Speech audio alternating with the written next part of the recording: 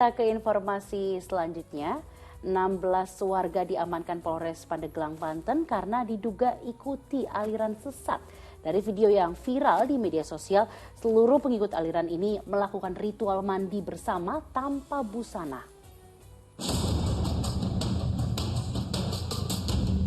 16 warga kampung pemukiman diamankan di Polres Pandeglang, Banten. Mereka melakukan ritual mandi bersama tanpa busana di penampungan air di area kebun sawit. Belasan warga tersebut diduga mengikuti aliran Blaka Suta. Penangkapan tersebut hasil dari laporan masyarakat yang kerap melihat mereka melakukan ritual mandi tanpa pakaian. Ajaran Hakekok itu dibawa oleh almarhum saudara E, yaitu sudah almarhum. Kemudian diteruskan ke saudara A ini. Ya, saudara ini dengan ajaran Blaka Suta. Selanjutnya, pihak kepolisian akan berkoordinasi dengan Kejaksaan, pemerintah Kabupaten Pandeglang, dan Majelis Ulama Indonesia untuk memutuskan apakah 16 orang tersebut mengikuti aliran sesat atau tidak. Warga juga diimbau untuk menjaga situasi agar tetap kondusif. Ariel Maranus melaporkan dari Kabupaten Pandeglang, Banten.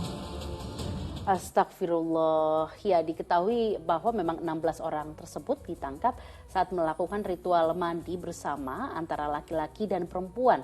Yang padahal dalam Islam itu laki-laki dan perempuan itu bukan mahram gitu ya. Bahkan ada juga anak kecil di antara mereka yang mandi bersama tersebut nih Ustaz. Nah yang saya ingin tahu pandangan Ustaz mengenai aliran yang diduga sesat ini tuh gimana Ustaz? Karena kan semakin kesini nih semakin marak bermunculan satu persatu aliran sesat gitu Ustaz. Ya, pertama kita tentu ya kaget, kita kaget. Nauzubillah min dzalik, kita berdoa semoga dilindungi dari hal-hal yang menyesatkan ya, yang membuat kita tersesat. Jangan sampai kita juga kurang ilmunya yang akhirnya kemudian kita masuk ke dalam kesesatan. Tapi saya ingin mengomentari begini. Saya juga baru tahu ya ini informasi seperti ini. Tapi intinya jangankan melakukan ritual. Tidak dalam konteks ritual, mandi bareng begitu aja itu sudah kemudian mengganggu ketertiban umum dan kemudian terlarang gitu ya. Ini dalam konteks di luar pandangan agama, ini sudah tidak bisa dilakukan ya karena apa? Karena mengganggu ketertiban dan juga mengeluarkan aurat di hadapan umum itu dilarang di dalam aturannya. Apalagi di dalam Islam kan ini ada aturan aurat gitu ya. Ini sudah dilarang aturan aurat. Kemudian ini dalam konteks ritual, wah ini kan auzubillah min dzalik gitu ya. Dan ini ritualnya entah agamanya agama apa gitu ya.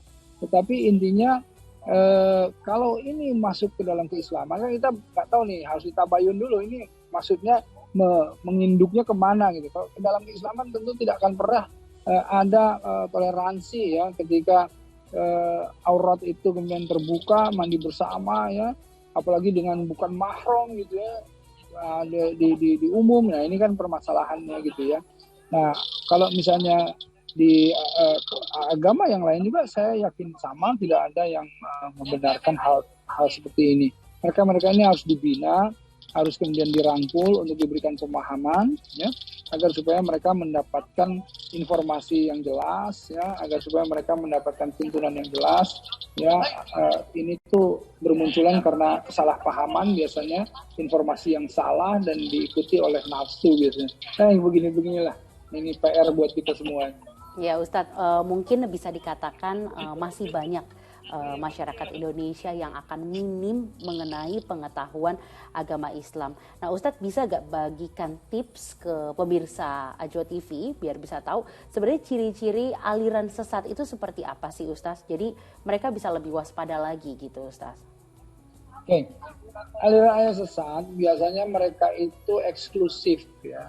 Mereka itu punya ustadznya sendiri atau gurunya sendiri yang kemudian mereka menerima anggotanya pun sangat selektif ya, dan mereka lingkungan kecil yang tidak boleh mengaji di tempat yang lainnya ya, tidak boleh ada guru yang lain yang kemudian mengajar atau ustadz yang lain yang mengajarnya, harus yang itu saja sesuai dengan kelompok mereka.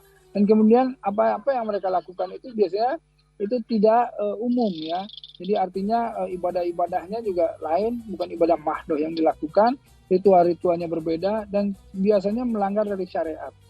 Ya, jadi tidak sesuai dengan syariat. Nah inilah yang kemudian akhirnya eksklusivitas inilah yang kemudian tercium. Makanya jangan sampai ketika ada pengajian yang kemudian harus kemudian eksklusif, tidak boleh ngajak yang lain, harus terdaftar dulu, harus di baiat secara khusus gitu ya, dan lain-lain. Dan inilah yang biasanya dan juga di luar syariat gitu ya. Luar syariat misalnya kayak sholat seharusnya 5 waktu, ini 2 waktu boleh. Nah ini udah 3 waktu boleh, ini udah di luar syariat gitu ya. Dan kemudian ketika mau di-compare dengan ustadz yang lain atau guru yang lain, tidak boleh di-compare misalnya seperti itu. Kemudian punya Al-Quran khusus gitu. Ini udah sesat nih. Ya, semoga masyarakat Indonesia bisa lebih pintar gitu ya Ustaz, untuk mengetahui bahwa ini aliran sesat atau bukan.